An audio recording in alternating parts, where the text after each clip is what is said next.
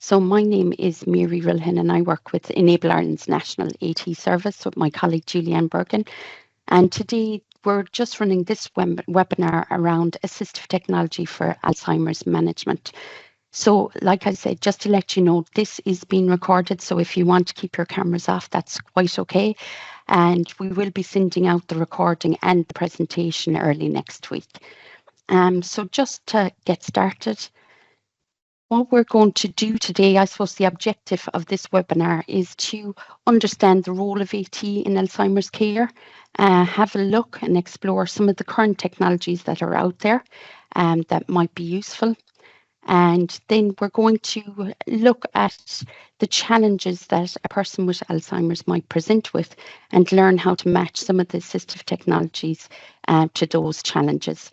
And then just to finish up, we are going to mention around some of the ethical considerations and best practices, because I suppose some of these devices, they're AI and they're smart devices, and it's important to mention just those ethical considerations at the end.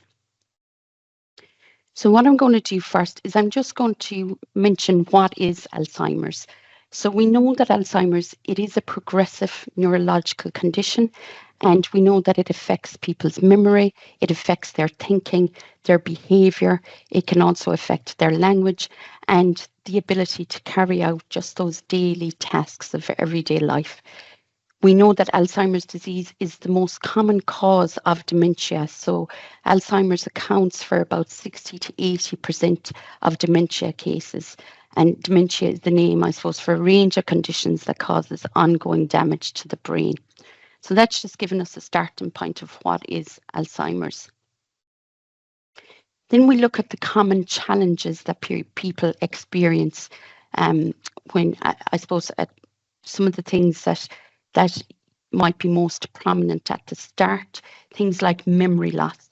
So they will have difficulty in remembering recent events, names of things or tasks that they would be very familiar with. And these are often, I suppose, the first things and the most prominent symptoms that people would identify themselves, that they find that they, I suppose, notice in themselves, or their family or their loved one or their caregiver would notice. Another thing that people would notice is confusion or disorientation. So they may forget things like where they are. They may forget the time of day it is, or even the day itself, or dates. And sometimes they can even forget, I suppose, the people that are around them. So even people that are very familiar with them. So their loved ones, they might not know who they are.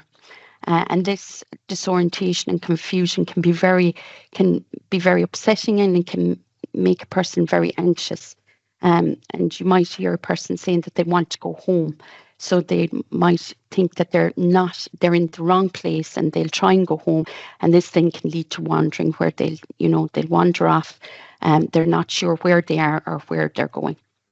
Communication difficulties, and initially people will often say that they had trouble finding words for things. They would describe a thing as opposed to having the exact word for it. They would have difficulties around expressing their thoughts or even understanding others.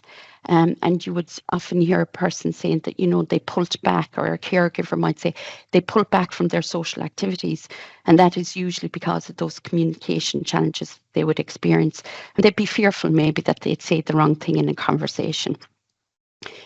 They would repeat a lot, so maybe asking the same question or repeating stories. So again, this is back to those memory gaps that they're experiencing. So they don't realize that they've just maybe told you that story, or they've just asked you that question.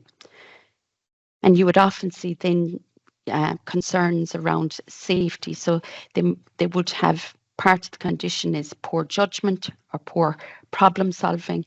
So making those unsafe, I suppose, decisions, where they might struggle with, tasks that they would have been, simple tasks that they would have done no bother before. And now they're, those tasks are becoming unsafe. So things like maybe lighting a stove, they might leave the door open after lighting the stove or after putting coal into it. They might light the fire lighters actually in the coal bucket or maybe on the floor. or things like, leaving the cooker on, simple tasks like that where they're just missing parts of it and it's becoming very unsafe. And you'd often hear a family member saying, that they're not paying the bills, or they're giving away money, things like that. So even money management, people would, again, they'd notice it themselves, or other people might say it in the family. So now that we know some of the common challenges, I suppose, around Alzheimer's, we need to look at assistive technology to support them. So to start with, I suppose, I'm just going to briefly mention what is assistive technology. So there's many definitions out there, but I suppose fundamentally, assistive technology is a device or a system that can help a person in maintaining their independence. So what we look at is we look at the challenge the person might be having, and then we look at the device that can maybe support them around that challenge and that task. So in relation to Alzheimer's, the assistive technologies that we're going to be looking at today are those assistive technologies that can support with memory, with safety, with communication, and with daily living. So what we've done is we've categorized them. So I'm going to go through each of these in turn, starting with looking at some memory aids that are out there. Then I'm going to share with you some safety devices, some communication tools. Then there's loads of supports out there around daily living, so I'm going to touch on a few of those. We are going to delve into a little bit of smart home technology, and then just briefly mention one or two things for the caregiver, some caregiver support tools. And these are kind of interlinked as the person is moving through their Alzheimer's journey, I suppose. They'd be moving more away from they're using the supports themselves and the caregiver taking over. So let's have a look at some of the AT for memory that's out there. So digital clocks, these are around with a long time. I'm sure a lot of you might be familiar with these already. And what's really nice about these is they're very visual. They display the date, the day, the time. They can even be, they can tell you whether it's evening or whether it's morning time, and the lighting on them can change to indicate that it's evening time or morning time. Some of these can get quite sophisticated. They can have medication reminders on them. They can also have birthday reminders on them. And you can change, I suppose, the display. You can, some people prefer digital clock and others might prefer the analog version of these as well. So again, out for a long time, you can purchase them from a Medicare shop, or you can actually buy these online on Amazon. And not too long ago, they were available in Lidl as well. So you can go from a cheap version right through to a more expensive, sophisticated version. Another one that can help with memory is talking photo albums. And this is moving, I suppose. Yeah, we can hear you, Brian. That was Bob now. You okay? Black or white? You okay, Brian?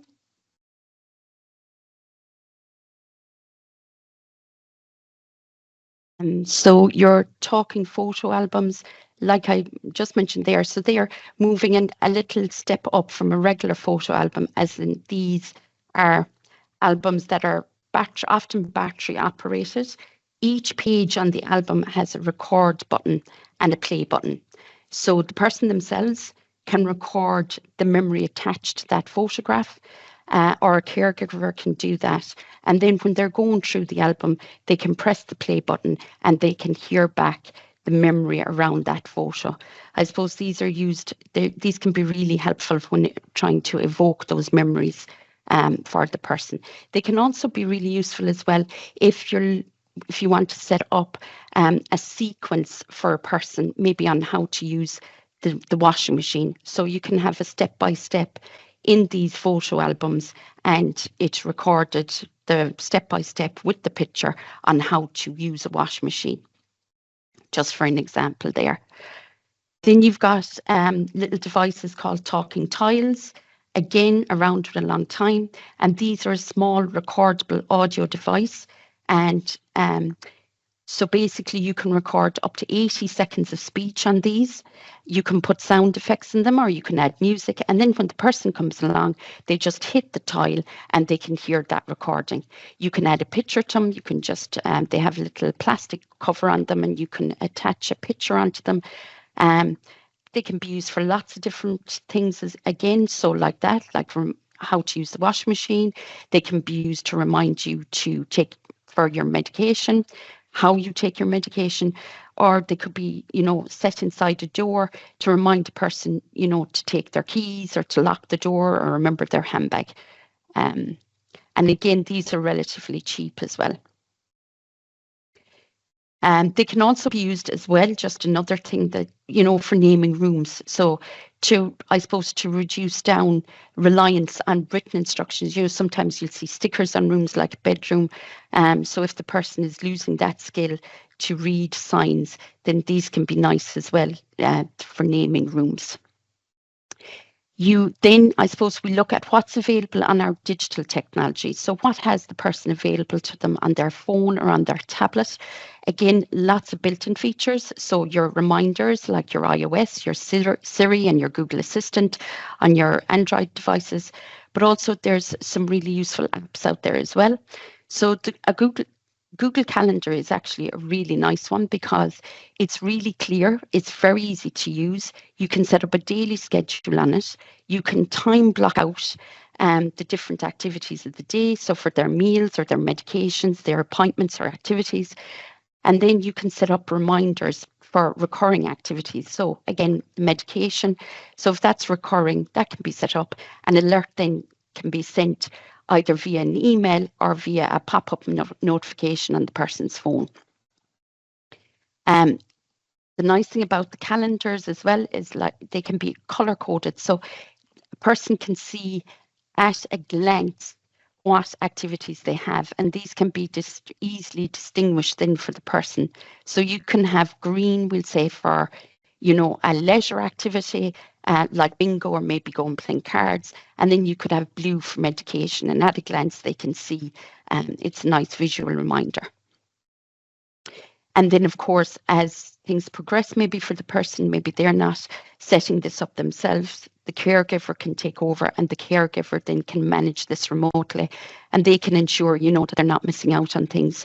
And it can be really helpful as well if you want to coordinate staff coming in and out, because multiple people can have access to the person's Google Calendar with their consent, of course. You've got the MediMate app. So this is a medication management tool. And this, I suppose, is really designed to alert the person to ensure that they're taking their medication at the correct time during the day. Again, a simple interface. It has these instant alerts for missed dosage or drug risks. So it'll send an alert to a caregiver to let them know, look, they've missed their dose. And it also has a built-in feature where you can have refill tracking. So it lets them know, you need to get it refilled. It's Done. This is more the It's Done app. This is more of a task confirmation tool, and this is designed to help the person to remember when they've completed a task. So, maybe earlier on when they leave the house, they might go as far as the petrol station, then go, oh, did I lock the door? Did I, switch off the lights? Did I switch off the iron? Things like that. So this app, you can set up the tasks, and as the person is going through their task each day, they can just tick it that it's done. So later on, they can check and see, okay, I've all that done. I have the door locked. I have the iron switched off. And again, this later on can be used by the caregiver, can be linked up to the caregiver or the family member, and they can get a text or an email letting them know that they've the task completed. So really useful again for that medication. So the caregiver is let know that, oh, look, there's a missed dose there. Then we look at AT for safety and monitoring. And I suppose GPS trackers have had a huge impact for people with Alzheimer's and for their carers. So you've got things like your smart tags, so your Apple tags, your Samsung tags, and there are other options out there that are compatible with your Android phone or your Apple phone. And what these are basically is they just track where the tag is. So you have an app on your phone and it just can track where that tag is. You can put them on keys. You can put them in a person's wallet. I noticed actually on Amazon they've got insoles for shoes where you can put the tags into. So you can put those insoles with the tag in it into a person's shoe. Of course, you have to discuss this with the person and you have their consent.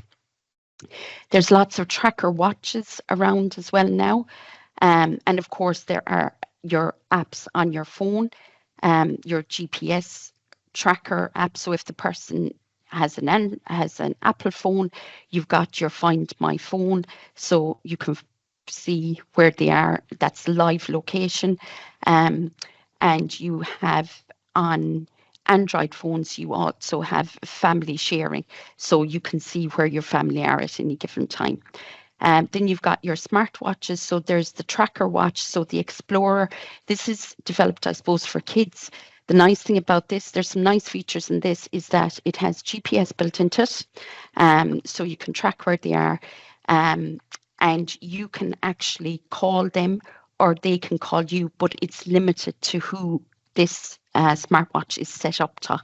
So it's only limited to certain numbers. So, and the other feature on this is that it's got geo tracking. So you can set up a designated space where this person is supposed to be. And if they move outside that space, then you get alerted. So that can be really useful tool as well, especially if the person is at risk of wandering.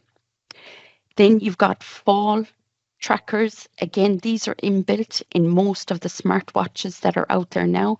You've got so what these have is they've got like a gyroscope in them, and this monitors their movement.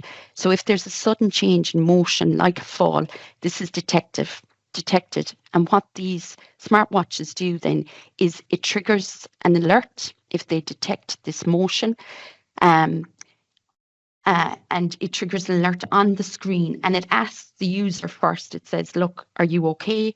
If the user doesn't respond within a certain amount of time, then it triggers an emergency message to a contact. So a caregiver or a loved one, somebody that they have set up. And then it can also send a call to the emergency services. And what it does is it shares the GPS location as well, so for the person to be found quicker. So they're really very helpful devices, I suppose, is the smartwatches. And like I said, the Apple, the Galaxy and the Garmin, they all have those built into them as well, instead of that bespoke option. Then you've got some standalone options, and I think the most popular one here is Tunstall. And Tunstall, they provide a range of technology for monitoring things. So they issue the person with a personal alarm. So the person might, if they have a fall, they can hit the alarm themselves. But there's also fall detection built in. So if they are, if they are unconscious, then it will send an alarm to the company. The company will drop in on the person to see if they're okay. And if they don't get a response, then they will activate an emergency call to the emergency services. And they also provide sensors for like pressure mats, and they monitor the movement of a person, so monitoring their activity. And if there's any irregularities in the person's activity throughout the house, then they will also check in on them. And I suppose another thing that Tunstall can provide is additional monitor systems. So these systems, they can measure things like temperature in the house. So we'll say if a fire, to detect a fire, maybe if somebody has left a tap on, they can detect those kind of things, gas leaks, stuff like that. So they're discreet, they're put in around the house, they're discreet, but again, for safety, they can be really, really valuable, I suppose.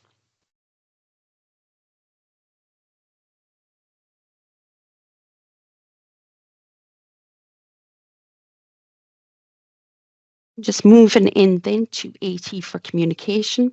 And I suppose, like I mentioned, because Alzheimer's can impair a person's communication, it can lead to isolation and distress and anxiety.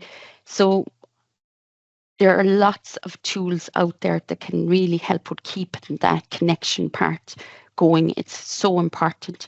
And I suppose that's one of the good things that have come out of COVID, is that lots of people are very familiar with, with phones and tablets now.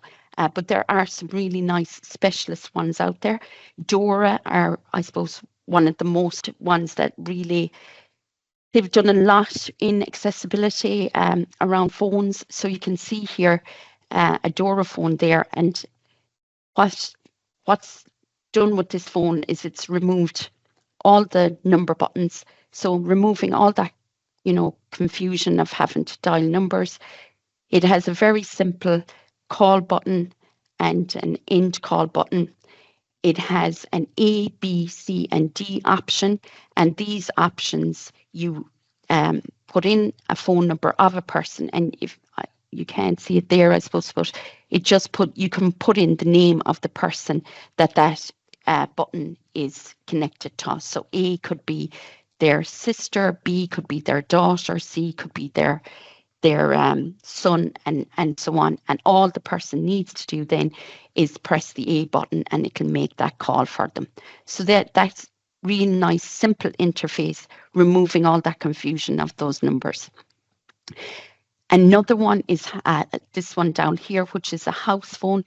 And what this has is that it has a photo-based shortcut on the phone. So here you can see the photos of the people that they might want to call. It does have the number display on it, but again here you can set it up so that button there with the picture of the person will call that person directly.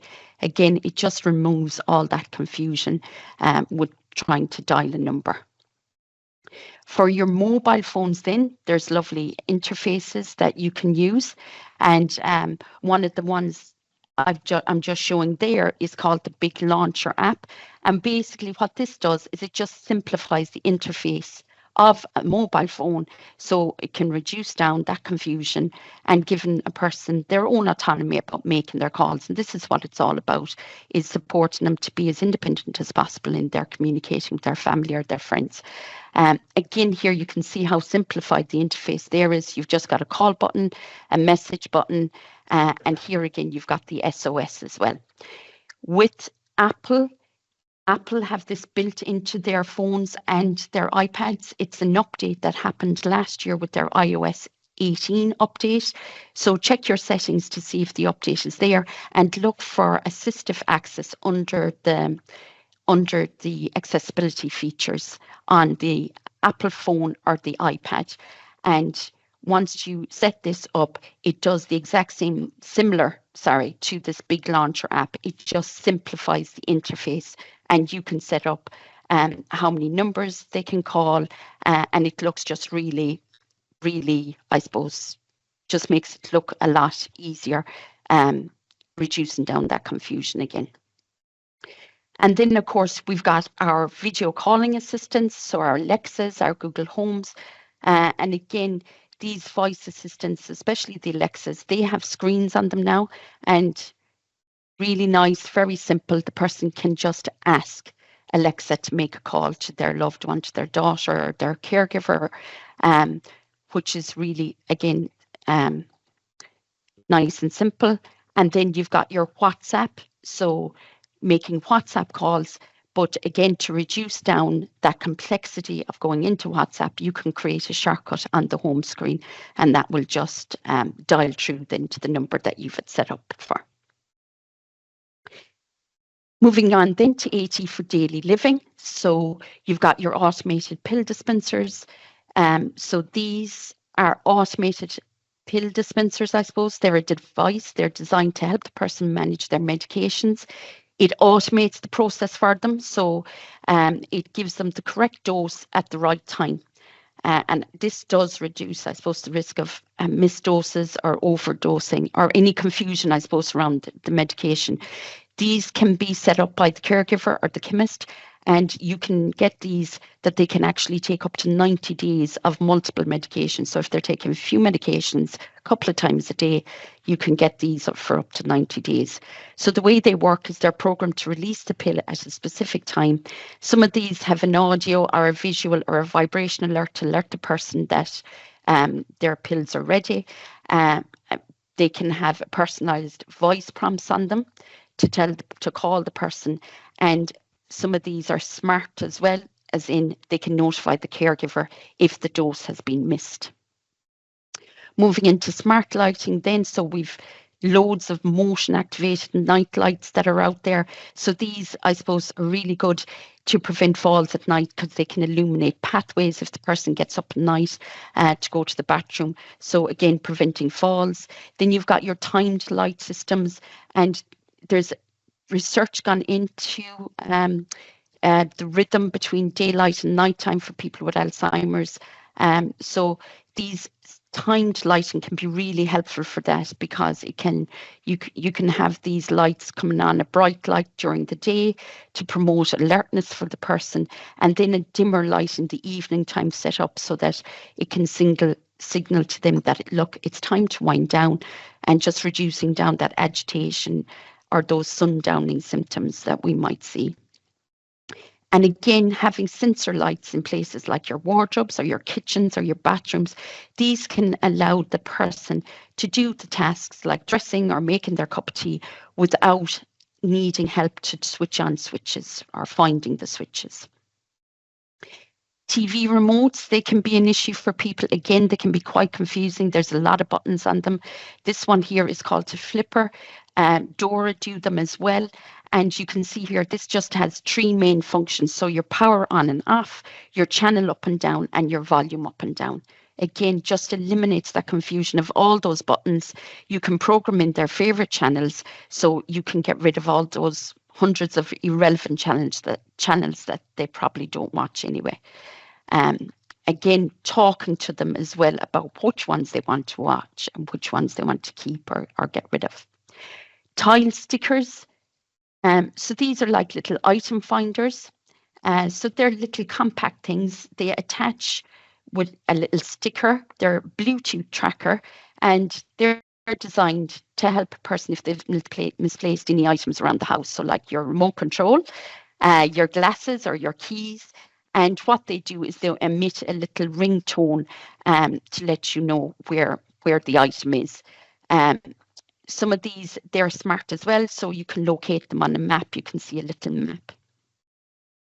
And then your voice assistants, again, your Amazon Alexas, your Google Assistants, and your Apple Siris, they can all be really helpful with supporting a person around their daily routines. So providing reminders for medications, maybe for their meals, for appointments, even around hygiene. You can ask them what day it is, the weather. You can use them to call someone.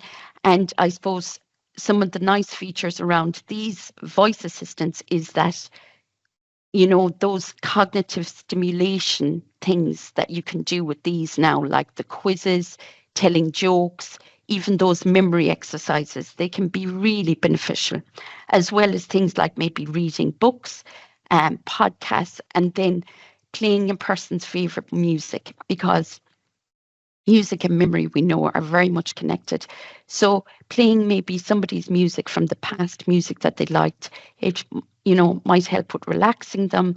And it's just a nice thing to have available. And there's a lot of research going in now into looking at how these devices may help with mitigating loneliness for a person as well.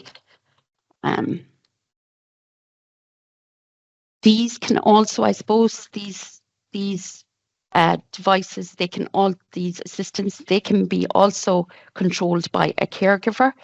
And the other thing about these these voice assistants is that these can all now be connected up to smart home technology.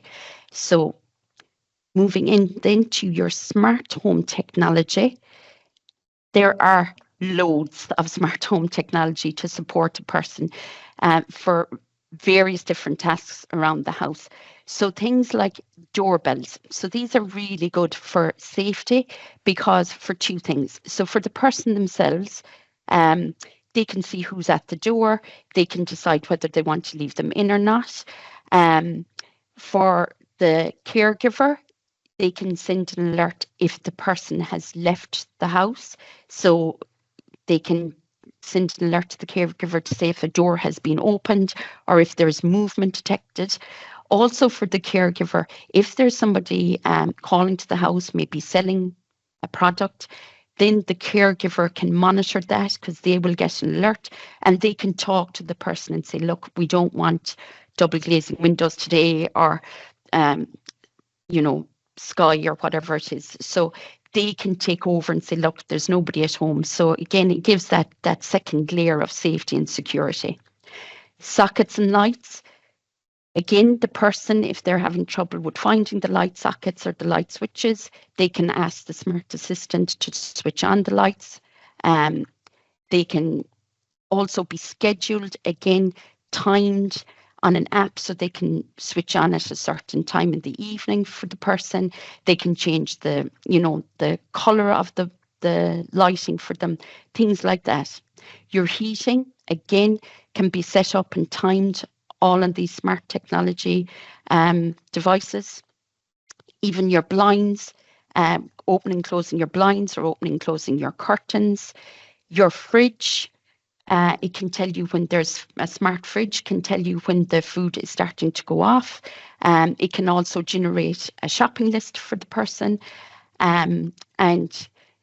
So these smart fridges can then generate the shopping list and it can be sent to your assistant.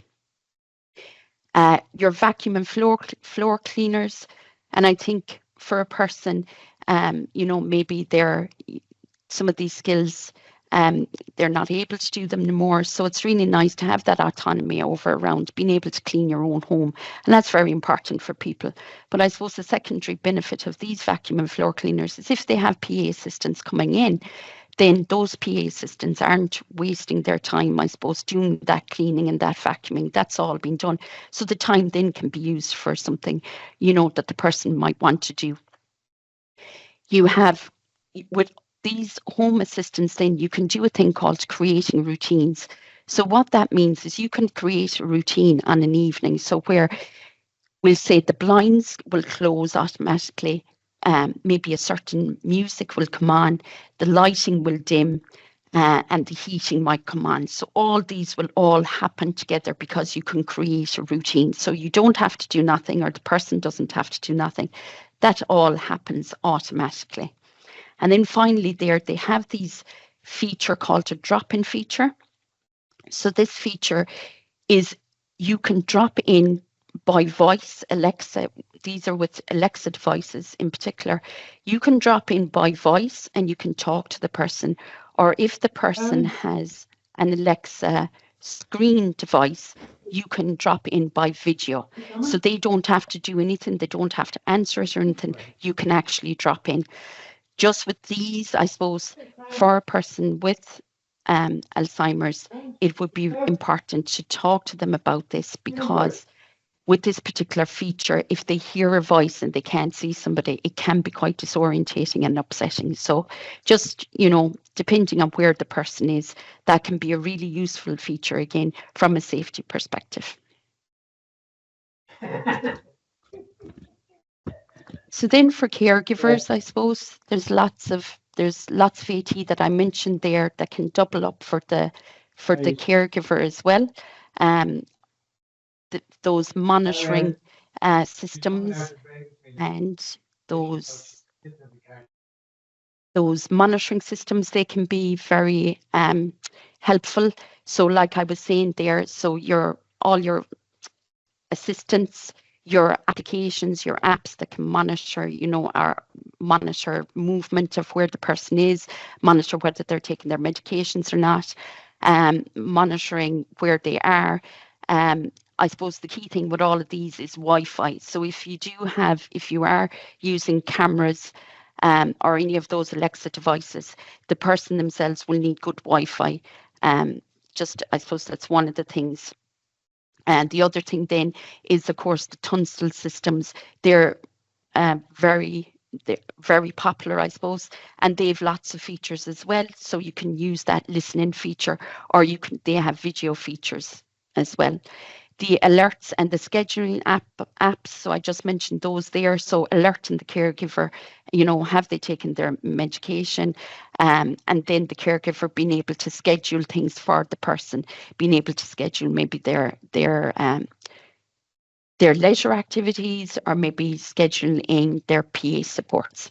And then there's peer coordination platforms, and these platforms, there are digital software solutions, and they're, I suppose, what they do basically is they streamline communication and collaboration among all the healthcare providers that are involved with the person's caregiving, with the person's care, I suppose. So it's just a way of coordinating everybody and everybody knowing what's happening with that person.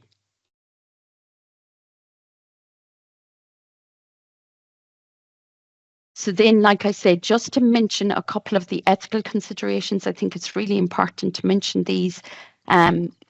So we know that Alzheimer's or dementia, it can affect a person's decision-making capacity. So it can make it harder for the person to, I suppose, give informed consent.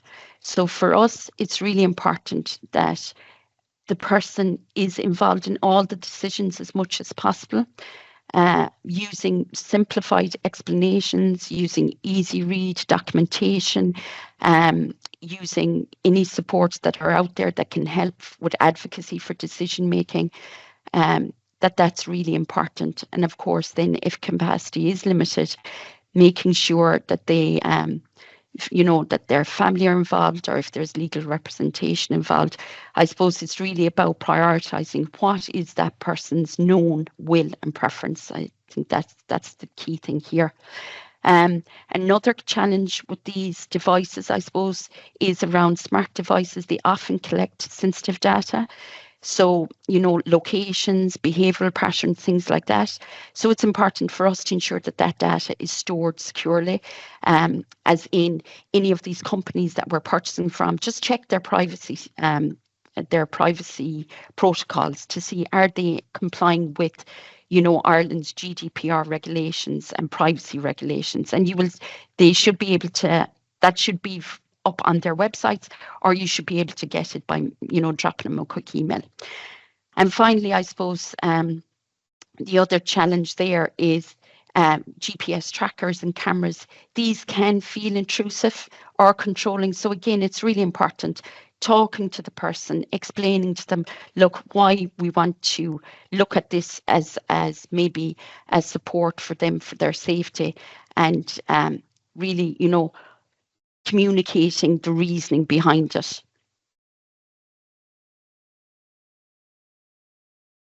So finally, just to mention, just if you are looking at implementing assistive technology for somebody with memory difficulties or with Alzheimer's or dementia, it's really important, I suppose, to collaborate with all the healthcare teams, making sure that everybody is trained on the system, knows what it's the reasoning for it, why it's being used, and then documenting and following up. So what's the purpose of the technology, whose role is it to monitor it, and then reviewing it regularly. And then I suppose finally, just monitor the effectiveness of the technology. Is it working? Has there been changes? If there's any changes, to make sure that the technology is moving with the changes for the person. So maybe the person is using it independently and now things have changed. So it's going to be moved over to the caregiver to manage it and monitor it a bit more. And then I suppose just to be aware that with any technology, it may reach its limitations.